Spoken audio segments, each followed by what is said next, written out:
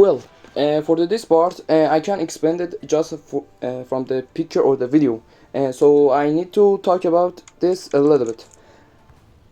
Well, now you see the blue pin in that hole in the gun. Maybe you ask why that pin is not one higher or one lower.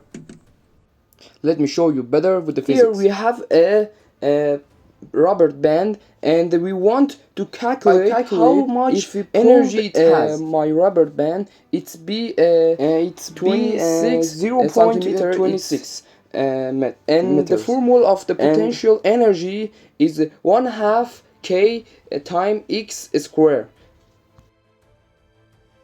And after I calculate it, it's equal 0.845, and we need that number for our formula.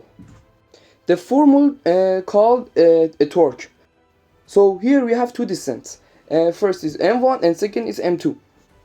M1 is smaller than m2, so we have to put m2 in our formula, torque formula actually, and that means we have to get the bigger number. So here we have more energy.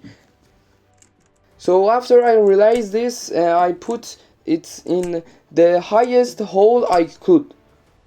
So this is my gun, and first hole is X, and second one is Y, and third one is Z. And now all of this I say, you have to put your pin in the best hole, I mean Z.